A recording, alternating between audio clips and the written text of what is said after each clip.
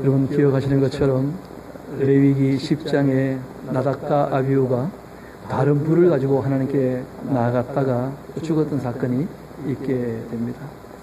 그리고 이제 그 생명윤리, 가정윤리, 사회윤리를 쭉 말씀하시는 중에 마무리가 이제 되어져 가는 부분에 다시 한번 이 등잔불을 어떻게 정리할지, 그 떡을 어떻게 진설할지 여기에 대한 이 말씀을 하시는데, 지금 이런 내용들은 우리와는 크게 상관이 있는 것은 아닙니다. 왜냐하면 우리 히브리서 9장 다시 한번 갔다 옵시다. 히브리서 9장에 있는 말씀입니다.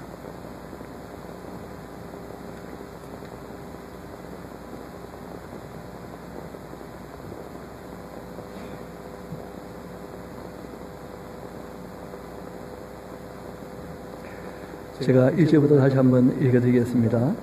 첫 언약에도 섬기는 예법과 세상에 속한 성소가 있더라. 예비한 첫 장막이 있고 그 안에 그 등잔대와 또 상과 진설병 이런 것이 있었는데 이것은 성소라 일컫고, 또 둘째 휘장 뒤에 있는 장막을 지성소라 그렇게 일컫나니 금향로와 사면을 금으로 싼 언약궤가 있고 그 안에 만나를 담은 금 항아리와 아론의 쌍난 지팡이와 언약의 돌판들이 있고, 5절 잘 봅시다. 그 위에 속죄소를 덮는 영광의 그룹들이 있으니 이것들에 관하여서는 이제 낱낱이 말할 필요가 없다. 이렇게 말씀하십니다.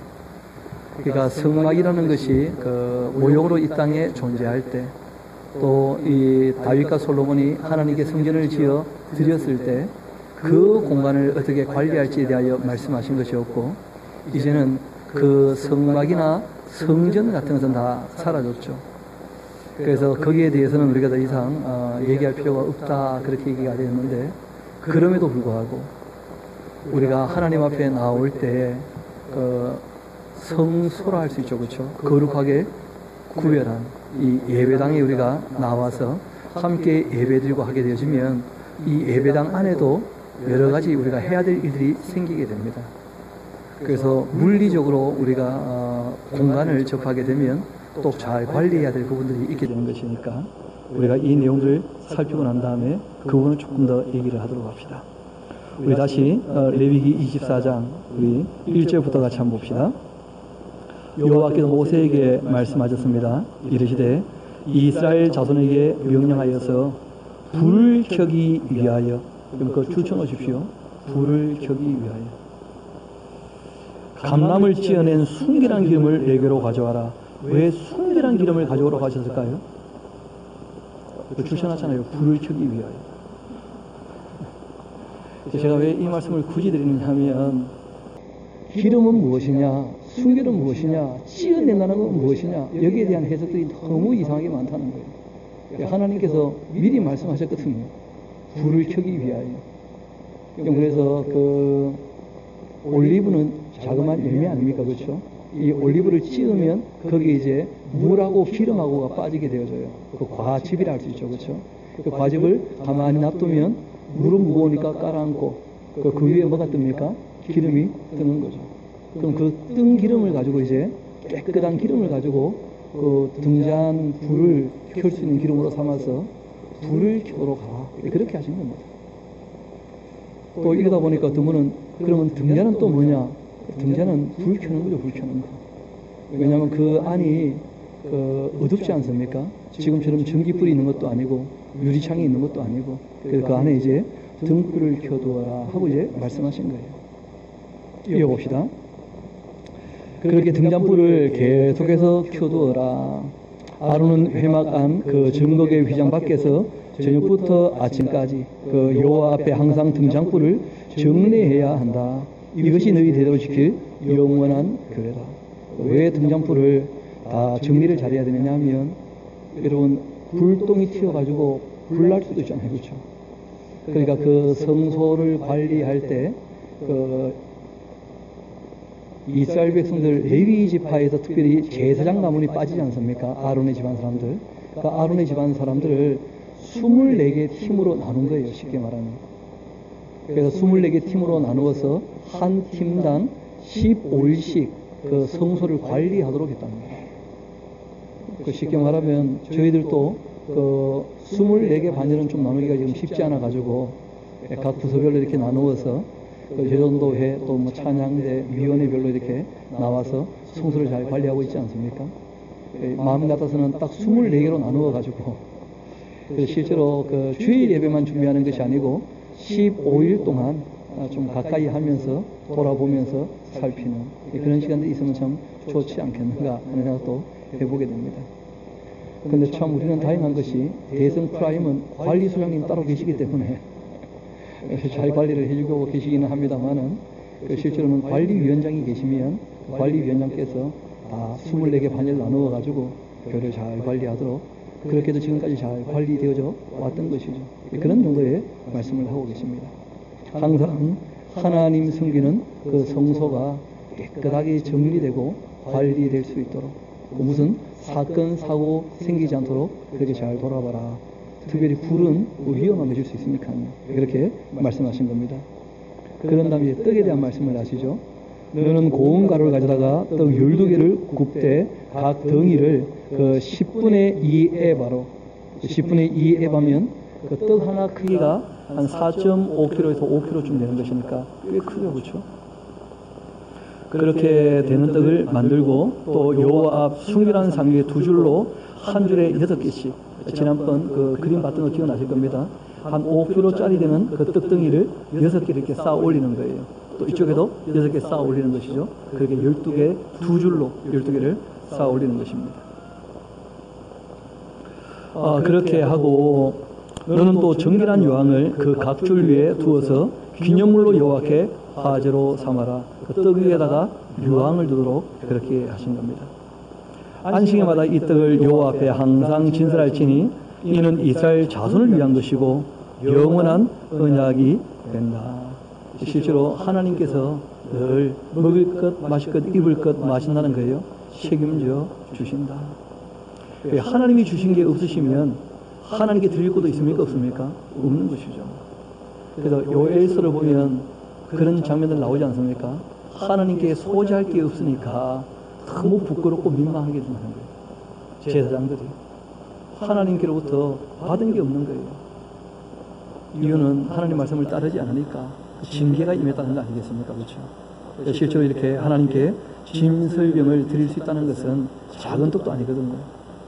하나님께서 우리에게 충분히 먹을 것, 마실 것, 입을 것을 공급해 주셨다. 그런 표현이죠. 그래서 이것이 이스라엘 자손을 위한 것이다 하는 표현이 나오고 영원한 언약이다 하고 말씀하십니다. 여러분 이럴 때 영원한 언약이다 할 때에는 그 일종의 그 과장법일 수 있다는 것 이해가 되시죠? 왜냐하면 지금 합니까 안 합니까? 그렇잖아요. 영원하다 하는 것은 관용적인 표현으로 이 성막이나 성전이 존재하는 이상은 계속해야 되는 것으로 그렇게 말씀하신 것입니다. 이 떡은 아론과 그 자손들에게 돌리고 그들은 그것을 거룩한 곳에 먹을지니 이는 여호와의 그 화제 중 그에게 돌린 것으로서 정의의 거룩함이니라. 이는 영원한 규례니라 하고 이제 말씀하십니다. 그런 다음 사건이 하나 터지게 되어지는데 말 그대로 하나님을 모독하고 저주했던 사람이 나타나게 된 거예요. 이어봅시다. 이스라엘 자손 중 그 어머니가 이스라엘 여인이고 그 아버지는 애국 사람인 어떤 사람이 나가서 한 이스라엘 사람과 진영 중에서 싸우다가 감정이 일어나니까 그 이스라엘 여인의 아들이 여호와의 이름을 모독하며 저주까지 하는 이거는 아주 말 크게 실수한 것이죠. 그렇죠? 그렇게 하자 그 주변에 있던 사람들이 그 끌고는 5세기로 갑니다. 이 사람 어머니의 이름은 슬로밋이었어요. 슬로밋. 이 슬로밋이란 말은 샬롬에서 온 말이죠. 평화, 평화로운, 평화스러운, 평화를 만드는 그런 뜻이에요. 근데 참 엄마 이름은 좋은데 그 아들이 평화를 만들지 못하고 있죠. 반지파 디브리의 딸입니다. 그 디브리 하는 말은 따바르, 그 말 또는 말씀, 여기서 이제 온 단어이기도 하죠. 그 참 엄마, 할아버지는 다 이름의 뜻이 참 좋은데 그런데 이상한 애가 하나 태어난 거예요. 그래서 그들이 그를 가두고는 여호와의 명령을 기다리고 있는데 여호와께서 모세에게 말씀합니다. 이르시되 그 저주한 사람을 진영 밖으로 끌어내어 그것을 들었던 모든 사람이 그들의 손을 그 머리에 얹게 하고 온 회중이 돌로 그를 쳐라. 그러니까 이 사람이 하나님을 모독하고 저주했던 것을 들은 사람이 증인이 되는 것이죠. 그렇죠? 그래서 그 증인이 되어가지고 이 악을 행한 사람을 죽이라는 거예요. 우리가 성경을 읽어보면 하나님께서 하시는 일이 있는 반면에 하나님이 안 하시는 것도 있다는 것을 아셔야 됩니다. 그렇지 않습니까? 하나님께서는 악한 사람과 절대 동행하지 않으십니다. 그렇지 않습니까? 하나님께서 사람에게 맡기신 일에 대해서는 사람이 하기 전까지는 절대 일을 안 하신다는 거예요. 그러니까 우리가 하나님 어떤 문제를 바르게 배워가지 않으면 오해가 많아집니다. 자꾸 모체면 다 해줄 것처럼 그 오해를 합니다. 또 하나님이 하라고 하신 것도 있지만 하지 말라고 하신 것도 있죠. 그리고 우리가 지금 보는 것처럼 하나님이 못 참으시는 일도 있다는 걸 기억하셔야 돼요. 원래 하나님은 오래 참으시는 분 아닙니까? 근데 하나님께서 세 번째 계명에도 그런 말씀하셨는데 여호와의 이름을 망령되이 일컫지 말라. 그렇게 계명으로도 말씀하셨고 하나님을 모독하고 저주한다. 이 사람은 완전히 하나님 반대편에 선 걸 확실하죠. 그런 사람은 구원의 영향이 없습니다. 참 두려운 얘기지만 성경이 그런 것을 우리에게 말씀하고 계신다는 거예요. 우리 한번 신약에 가서도 똑같은 내용이 한 가지 나오게 될 텐데 우리 마태복음 12장 같이 한번 봅시다. 마태복음 12장입니다.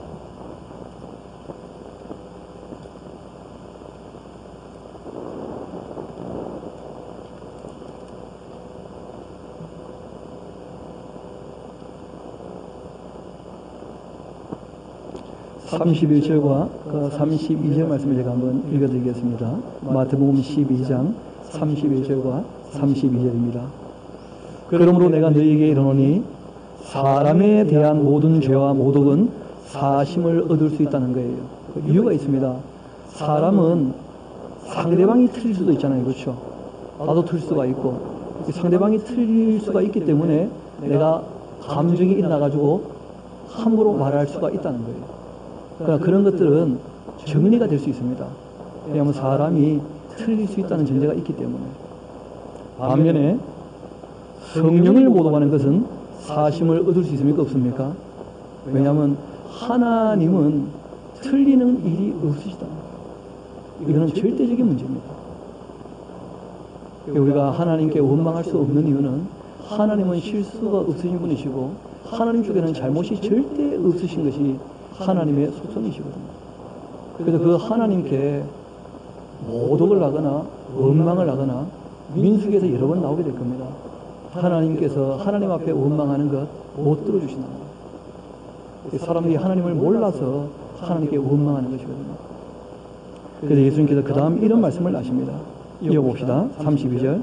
또 누구든지 말로 인자를 거역하면 사심을 얻되 누구든지 말로 성령을 거역한다면 이 세상뿐 아니고 오는 세상에서도 사심을 얻지 못한다. 아주 명식으로 말씀하셨다. 여러분 지금 예수님께서 말씀을 전하고 계실 때에는 이 당시에 예수님이 어떤 분인지 온전히 계시가 되기 전이었지 않습니까? 그러니까 예수님이 지금 누군지 다 의문을 가지고 만나고 있는 입장이기 때문에 모를 수 있다는 거예요. 그런데 사도행전을 보면 성령이 오시면 이제 어떻게 될 겁니까? 너희가 내가 했던 말을 다 깨닫게 될 것이니까 예수님 누군지를 알아봅니까? 알아보지 못합니까? 알아보게 되어져요. 그러고 난 다음에도 예수를 부인한다면, 성령님 말씀에 순종하지 않는다면, 그 성령님을 모독한다면, 그러면 사는 제사도 없다는 거예요. 이 땅에서뿐 아니고 오는 세상에서도 사함을 얻지 못한다. 그러니까 하나님은 절대자이시다. 말 그대로 지선, 지극히 선하신 분이에요. 하나님 반대편에 서면 악한 것이니까 하나님은 참되신 분이시고 의로우신 분이시고 하나님은 사랑이시기 때문에 그 하나님에 대하여 모독을 한다는 것 자체는 이미 하나님과 관계가 없는 사람이고 하나님께로부터 용서받기 어렵다. 그래서 이제 이 사람에 대해서 죽이라 그렇게 이제 말씀을 하게 되신 것인데 우리 한번 다시 레위기 24장으로 돌아오도록 합시다.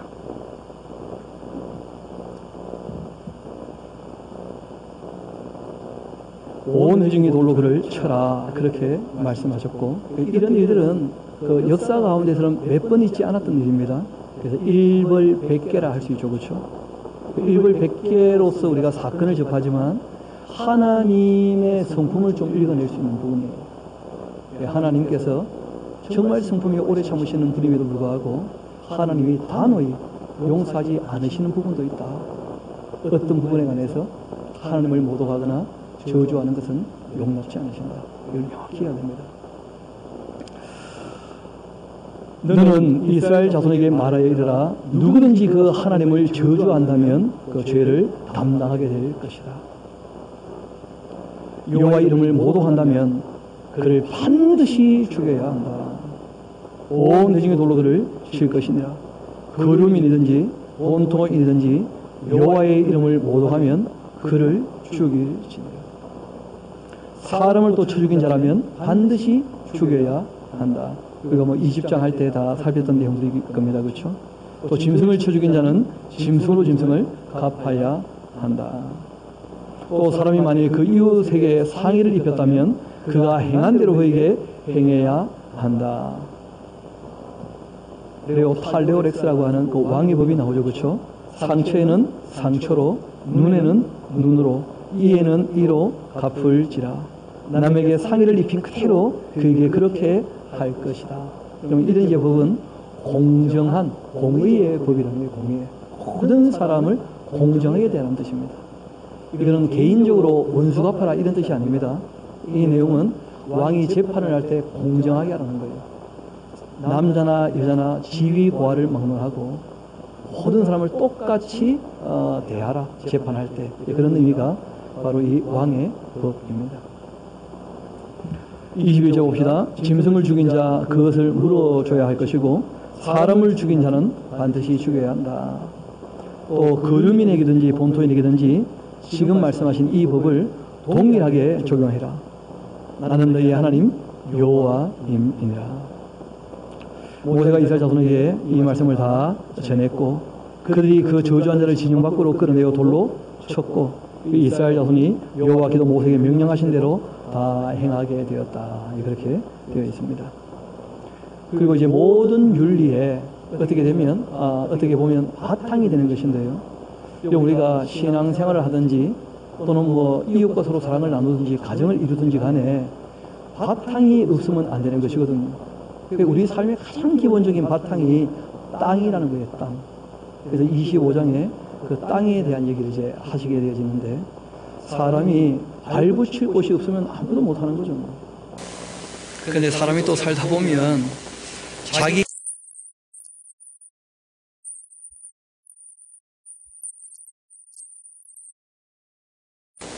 그런 것을 복귀할 수 있는 그러한 제도가 마련되어 있는 것이 바로 이 25장의 내용입니다.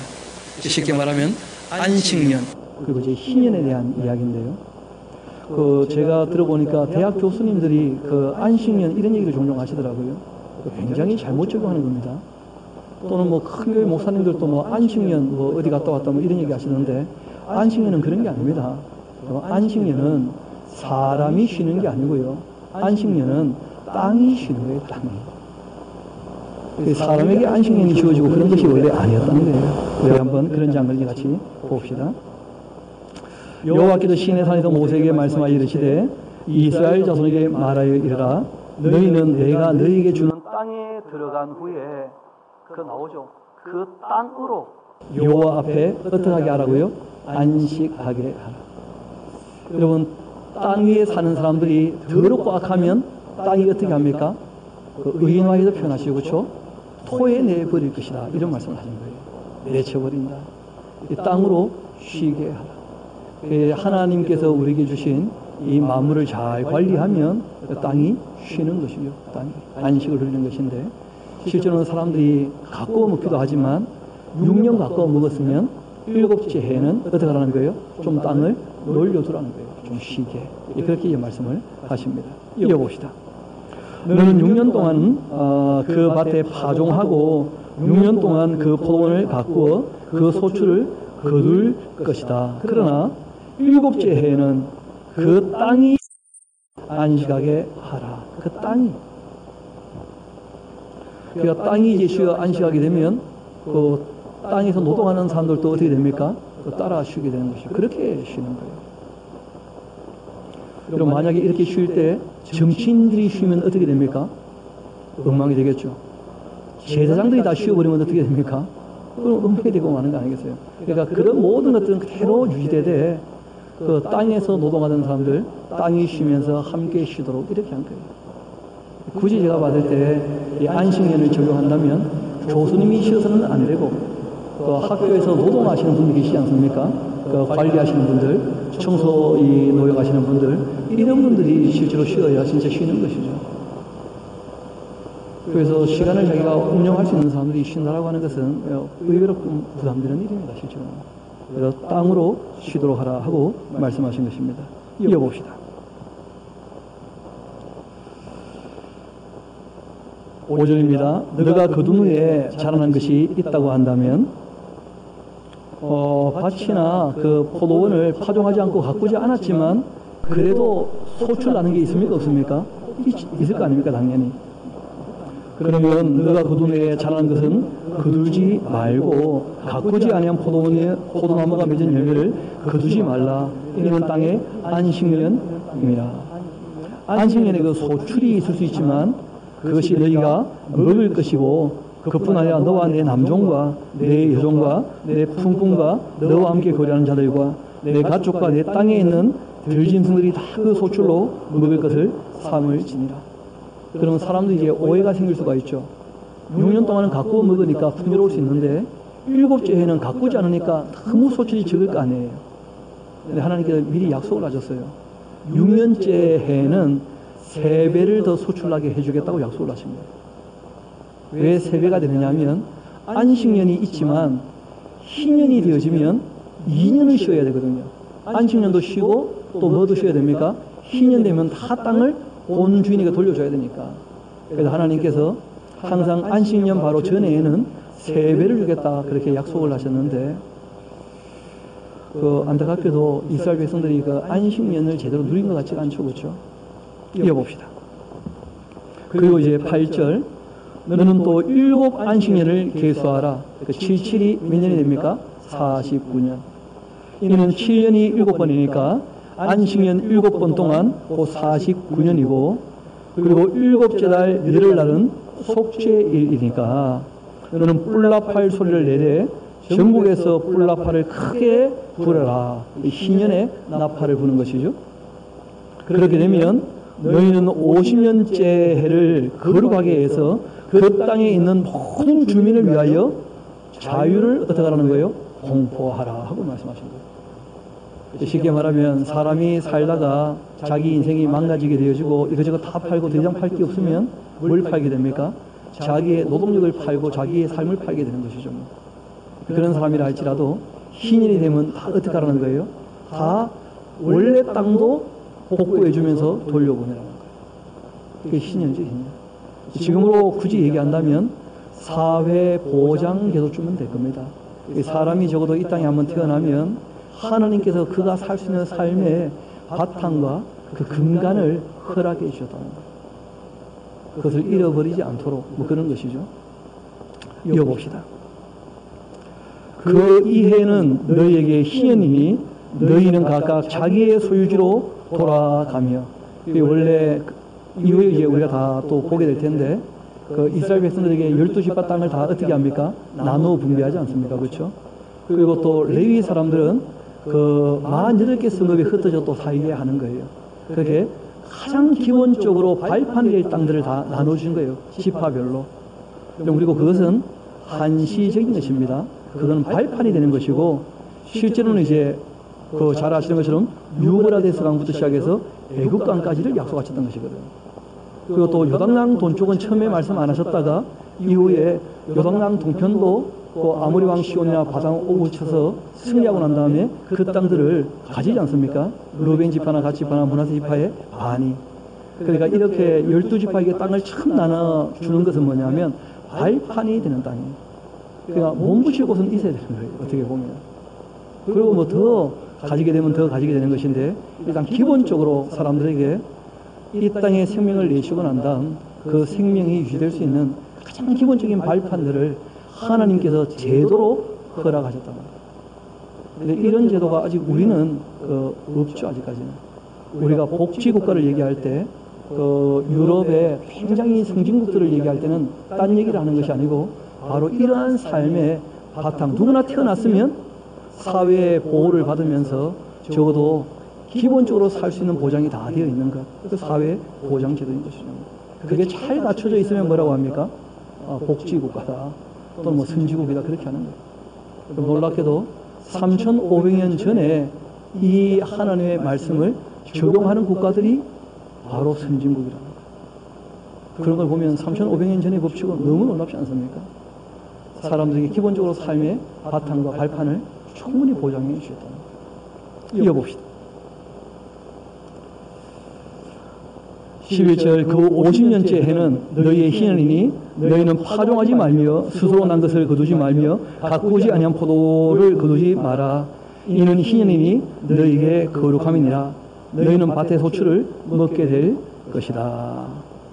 이 희년에 너희가 각기 자기 소유지로 돌아가라. 너희 이웃에게 팔아든지 내 이웃의 손에서 사든 너희 각 사람은 그 형제를 속이지 말라. 그 희년 후의 연수를 따라서 너희 이웃에게서 살 것이고 그도 소출을 얻을 연수를 따라서 내게 팔 것이다. 쉽게 말하면 땅은 값이 없는 거예요. 하나님이 주인이신데 하나님께서 무상으로 대여해 주신 거예요. 그냥 땅은 다. 그러고 난 다음에 거기서 나는 뭐가 있습니까? 소출이 있지 않습니까? 매년에 나는 소출이 있으니까 이 소출값은 희년을 기준으로 해가지고 희년이 딱 끝나면 이제 49년 소출값을 주는 것이고, 그렇죠? 또 한 25년쯤 지나면 25년 소출값이 그 터의 값이 되는 거예요. 그러니까 희년이 가까워지면 가까워질수록 땅값이 싸지는 겁니까? 비싸지는 겁니까? 아니, 희년이 가까워지면 가까워질수록 땅값은 싸지는 거예요? 비싸지는 거예요? 아니, 땅값은 없다니까요. 거기다 나는 소출이 점점 양이 줄 거 아닙니까? 50년 소출 거, 20년 소출 거, 10년 소출 거. 소출이 주니까, 그러니까 작은 값을 주고 되찾아올 수 있는 거예요. 그것도 전혀 없으면 결국 어떻게 됩니까? 희년 되면 본주인에게 그냥 돌아가는 거예요. 본주인에게. 그럼 적어도 사람이 50년 이상은 살 텐데, 맞습니까? 그러니까 태어나 봤는데 아버지가 다 팔아먹어서 아무것도 없어. 그런 사람도 50년 희년째가 되면 반드시 모든 게 어떻게 되는 거예요? 돌아와서 자기 삶의 발판이 다 생기는 거예요. 참 놀라운 얘기죠. 이런 것을 우리가 토지 공개념 그런 얘기를 하는 것이죠. 땅은 하나님의 것이다. 그런 거예요. 이어봅시다. 그 소출 얻을 연수를 따라서 내게 팔 것인즉 16절 연수가 많으면 너는 그것의 값을 많이 매기고 연수가 적으면 너는 그것의 값을 적게 매기시니 곧 그가 소출의 다소를 따라서 내게 팔아야 한다. 소출 값이지 땅값은 아니라는 거예요. 하나님이 다 그냥 무상으로 임대하신 거예요. 너희 각 사람은 자기 이웃을 속이지 말고 내 하나님을 경외해야 한다. 하나님을 경외하는 사람이라면 땅에서 나는 소출의 값을 많이 부르거나 그러면 안 돼요. 정직해야지. 남을 속이지 말라고 부탁하십니다. 나는 너희 하나님 여호와이니라. 너희는 내 규례를 행하며 내 법도를 지켜 행하라. 그러면 그러니까 너희가 안식년과 희년을 지키면서 정말 사람, 특별히 약자들 아닙니까? 그렇죠? 약자를 배려하고 존중해 준다면 그러면 너희가 그 땅에서 안전하게 거주하게 될 것이다. 그런 보장이 있었다는 거예요. 여러분 실제로 사회의 불안 요소 중에 큰 것이 극빈자들이 많아지면 어떻게 됩니까? 또 사회는 불안하게 되는 것이고 또 불황자들이 많아지면요 또 사회는 불안하게 되는 것이죠. 그래서 이런 제도를 통해서 약자들이 다시 말 그대로 회생할 수 있도록 다시 살 길이 열릴 수 있도록 그렇게 제도적으로 보장을 하셨던 겁니다. 이어봅시다. 땅은 그것의 그 열매를 내리니 너희가 배불리 먹고 거기에 안전하게 거주할 것이다. 만일 너희가 말하기를 우리가 만일 7째 해에 심지도 못하고 소출을 거지도 못한다면 우리가 무엇을 먹으리요? 그런 걱정을 또 하는 모양인데, 그러나 내가 명령하여서 6째 해에 내 복을 너에게 주어 그 소출이 3년 동안 쓰기에 내가 족하게 해주마. 그렇게 약속을 하십니다. 너희가 8째 해에는 파종하려니와 묵은 소출을 먹을 것이고 9째 해에는 그 땅에 소출이 들어오기까지 너희는 묵은 것을 먹을 것이다 하고 말씀하십니다. 또 토지를 영구히 팔지 말라는 거예요. 토지는 다 누구 것이라고요? 하나님의 것이라고. 그런데 우리는 이상하게 땅값 오르기를 자꾸 기대하고 바라고 있다는 거예요. 여러분, 그 이사야서를 보면 전투의 전투를 잇대어가면서 가옥의 가옥을 잇대어가는 사람들, 이 부동산, 이런, 어릴 때 참 못 알아듣던 말 중에 하나가 동산, 부동산이에요. 동산은 우리 집 앞동산이 동산인데. 근데 부동산이 또 뭔지 참 어렵더라고, 어릴 때. 알고 보니까 재산 중에 움직이는 재산, 움직이지 않는 재산. 동산, 부동산. 이 땅이나 뭐 집은 움직이지 않는 거 아니에요, 그렇죠? 부동산. 근데 이것이 삶의 발판이 되는 것들인데, 이걸 가지고 이제 투기를 하게 되니까 문제가 생기는 거죠. 이런 말씀 드리면 공감을 하시다가도 정작 자기 집 값이 내려가면 다 싫어하는 거예요, 그냥. 아니, 그걸 왜 싫어합니까? 내 집값이 올랐거나 내렸거나 내가 삶은 충분하잖아요. 그 삶의 발판인데. 또 땅을 사놓으면 땅값 오르기를 은근히 기대합니까? 기대하지 않습니까? 여러분, 그런 못된 심보를 버리시기 바랍니다. 기독교인은 그러면 안 된다는 거예요. 땅이라고 하는 것은 투기의 대상이 될 수 없습니다. 땅은 삶의 근간이기 때문에 그래요. 필요한 만큼 갖고 있으면 되는 것인데, 땅을 많이 가지고 땅값이 오르게 되어지니까 누군가는 노동을 해가지고 그 값을 다 메워 넣어야 되거든요. 지난 시간 너무 지나가면서 잠깐 말씀드렸습니다만은, 조물주에 뭐 건물주가 있다 하면서, 그런 얘기를 하면서 임대하시는 분들 얘기 들어보니까 그런 거예요. 뭐 한 달에 한 3천만 원, 4천만 원 벌어도 임대료가 뭐 1,000만 원, 2천만 원 나가버리면 아무것도 없는 거 아니겠어요? 그런 일들이 자꾸 생긴다는 거예요. 또 장사 잘 되면 임대료를 또 끊임없이 올리고 막 그렇게 하니까. 그러니까 결국은 임차인들도 꿈이 뭐냐면 나도 건물주가 되겠다. 그게 꿈이 되는 거예요. 그러니까 우리 대한민국을 누가 그러시더라고요. 부동산 공화국이다. 그런 얘기를 하시더라고요. 참 가슴 아픈 얘기죠, 어떻게 보면. 하나님께서는 말씀하십니다. 토지를 영구히 팔지 마라. 토지는 다 내 것이다. 그럼 그 다음 말씀 같이 한번 읽어봅시다. 시작. 너희는 거름이니요 동거하는 자로서 나와 함께 있느니라. 그렇게 말씀하셨어요. 하나님이 함께 하시니까 충분한 건 아닌가요? 너희는 다 나그네라. 실제로 이 땅에 얼마나 많은 사람들이 왔다 갔겠습니까? 그렇지 않습니까? 그 왔다 간 모든 사람들 중에 단 한 평도 땅을 뜯어간 사람이 없다는 거예요. 단 한 평도. 그러니까 우리가 땅에 대한 인식을 좀 달리 해야 될 것입니다. 이어봅시다. 너희 기업의 그 온 땅에서 그 토지 무르기를 허락하라. 만일 너희 형제가 가난해서 그 기업 중에서 얼마를 팔았다고 한다면 그에게 가까운 기업 물을 자가 와서 그 형제가 판 것을 물을 것이고, 그리고 만일 그것을 물을 사람도 없고 자기가 부유하게 되어 물을 힘이 있게 된다면 그 판 해를 계수하여 그 남은 값을 산자에게 주고 자기의 소유지로 돌릴 것이다. 그러니까 땅은 원래 하나님의 것이라도 매매가 안 되지만 소출량 때문에 땅을 남에게 넘길 수 있지 않습니까? 돈을 받고. 그러나 자기가 열심히 해서 빨리 찾아오려고 애를 써야 된다는 거예요. 시간만 지나면 돌아오겠지. 또 그런 못된 신보 가지면 안 된다는 거예요. 우리가 그런 얘기 하지 않습니까? 개인 파산. 나는 파산했다. 그건 무슨 말이죠? 배째라. 나는 갚을 능력 없다. 왜 이렇게 되는 거 아니겠어요? 그래서는 안 된다는 거죠. 남들에게 빚을 졌다면 어떻게라도 갚으려고 애를 써야 된다는 거예요. 여러분, 빌려준 사람이 탕감해 주는 것이야. 그건 너무나 당연한 것이지만, 빌린 사람이 배째라. 그렇게 나오는 것은 기독교인들의 자세가 아니라는 것이죠. 그래서 성경은 우리에게 소유지를 되찾으려고 힘쓰고 애쓰라는 거예요.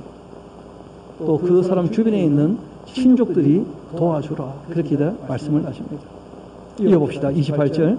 그러나 자기가 물을 힘이 없으면 그 판 것이 희년에 이르기까지 산자의 손에 있다가 희년에 이르러 돌아올지니 그것이 곧 그의 기업으로 돌아갈 것이니라.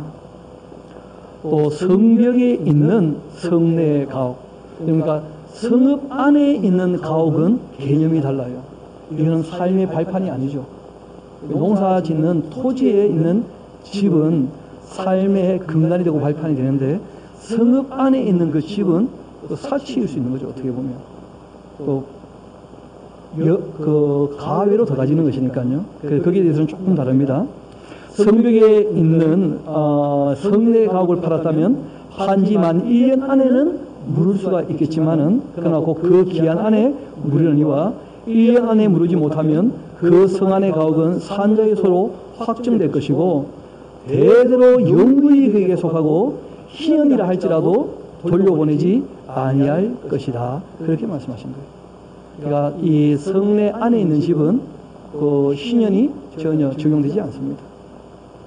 왜냐하면 삶의 발판이 아니기 때문에 그러한 것이죠.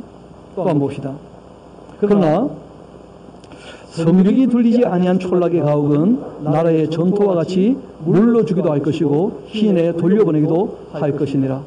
그러니까 땅 위에 있는 그 집이라고 한다면, 그 농경지 위에 있는 집이라면 그 삶의 발판이라는 거예요. 그는 희년 되면 반드시 어떻게 하라고요? 돌려줘야 한다. 이렇게 말씀하신 겁니다. 레위족 속의 성읍, 레위는 또 좀 다르죠, 그렇죠? 레위는 땅을 분배받았습니까? 11조를 먹고 삽니까? 그러니까 레위인의 집은 성 안에 있다 할지라도 똑같이 적용할 수 없다는 거예요. 왜냐하면 레위인은 성 안에 있는 집이 자기 삶의 발판이고 근간이거든요. 이어봅시다. 레위족 속의 성읍과 그들의 그 소유의 성읍의 가옥은 레위 사람이 언제든지 물을 수 있으나 만일 레위 사람이 물지 아니하면 그의 소유 성읍의 판 가옥은 희년에 돌려보낼지니, 이는 레위 사람의 그 성읍의 가옥은 이스라엘 자손 중에서 받은 그들의 기업이 되기 때문이다. 그러니까 12지파는 성읍 안에 있는 이 집은 재산일 수 있지만 레위 사람이 성읍 안에 갖고 있는 집은 삶의 발판이니까 희년 되면 반드시 돌려주라. 그렇게 되어 있죠.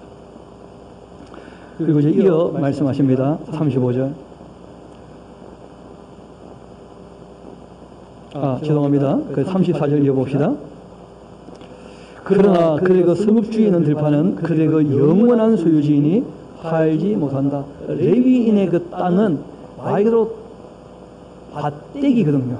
넓은 들이 아니고, 그러니까 뭐 말 그대로 그냥 반찬 정도 이렇게 농사지어 먹는 그런 땅이니까 그런 땅은 절대 팔지 못한다. 레위인의 소유다 하고 땅 못 박아놨습니다. 35절 봅시다. 내 형제가 가난하게 되어서 빈손으로 내 곁에 있게 되면 너는 그를 도와 거류민이나 동거인처럼 너와 함께 생활하게 하라. 너는 그에게 이자를 받지 말아라. 내 하나님을 경외하여서 너의 형제로 너와 함께 생활하게 하라.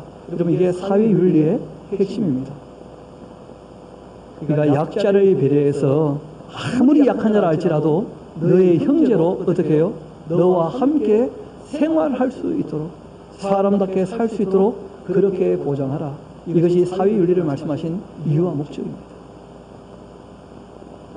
이어봅시다. 너는 그에게 이자를 위하여 돈을 구워주지 말고 이익을 위하여 내 양식을 구워주지 말아라. 나는 너희의 하나님이 되며 또 가나안 땅을 너희에게 주려고 애굽 땅에서 너희를 인도하여 낸 너희의 하나님 여호와입니다. 참, 이런 거 보면 저희 나라가 지금 조금 어렵게 된 것 중에 하나가 대출 회사가 너무 많아졌다는 게 대출 회사. 그 대출 금리를 참 한도 끝도 없이 그러다가 정부가 바뀌면서 점점 좀 내려가지고 20 몇 %까지 내렸던 모양인데 더 내려야 될 겁니다. 실제로 성경은 그 이스라엘 백성들에게 하신 말씀인데, 같은 동족이라면 이자를 받지 않고 구워줄 수 있도록, 더불어 함께 생활할 수 있도록 이걸 가장 기본으로 말씀을 하신 것이죠. 이어봅시다. 39절. 너와 함께 있는 내 형제가 가난하게 되어서 너에게 몸이 팔리거든 너는 그를 종으로 부리지 말고 또 품꾼이나 동거인과 같이 함께 있게 해서 희년까지 너를 섬기게 하라. 그때는 그와 그 자녀가 함께 내게서 떠나 그 가족과 그 조상의 기업으로 돌아가게 하라. 그들은 내가 애굽 땅에서 인도하여 낸 나의 종들이니 종으로 팔지 말 것이냐. 너는 또 그를 엄하게 부리지 말고 너의 하나님을 경외하라. 좀 약자에 대하여 배려하는 말씀이 끊임없이 나와요. 아무리 약한 사람이라 할지라도 종으로서 너희 집에서 일하는 사람이라 할지라도 어떻게 대하지 말라고요? 엄하게 대하지 말라고. 엄하게. 이게 성경의 권고죠. 내 종은 남녀를 막론하고 내 사방 이방 중에서 취할지니 남녀 종은 이런 자 중에 사올 것이고 또 너희 중에 거류하는 동거인들의 자녀 중에서도 너희가 사올 수 있고 또 그리 너희와 함께 있어서 너희 땅에서 가정을 이룬 자들 중에서도 그리할 수 있은즉 그리 너희의 그 소유가 될지니라. 너희는 그들을 너희 후손에게 기업으로 주어 소유가 되게 할 것이라. 이방인 중에서는 너희가 영원한 종을 삼으려니와 너희 동족 이스라엘 자손은 너희가 피차 음하게 부리지 말지니라. 부탁을 하신 거예요. 이유는 크게 두 가지가 있죠, 그렇죠? 바벨탑 사건 이후에 각 나라와 민족과 방은 그 언어가 다르면서 한 민족을 이루게 하셨지 않습니까? 한 동아리를. 여러분, 가까이 있는 사람을 사랑하는 게 우선입니다. 형제를, 가족을, 이게 더 우선이라는 거예요. 그래서 성경도 구제를 얘기할 때 제일 먼저 모르는 누구를 뚱딴이같이 놓고 그 전에 형제를 어떻게 하라는 거예요? 보살피고 돌보라는 동아리가 있다는 것이죠. 그리고 이제 이스라엘 백성들이 제사장 나라로 부름을 받았기 때문에 그 거류하는 사람이나 이방인이 할지라도 할례하고 내가 하나님을 섬기겠다고 하면 그때부터는 뭐가 됩니까? 이스라엘 백성이 되는 것이니까. 그래서 전도할 수 있는 좋은 기회가 될 수도 있는 것이죠. 왜냐하면 대하는 게 다르지 않습니까? 조금. 그래서 이스라엘 백성들 동족은 정말 무상으로 다 빌려주고 그리고 그렇지 않은 이방인이라면 종으로 부려도 된다 하고 말씀하신 겁니다.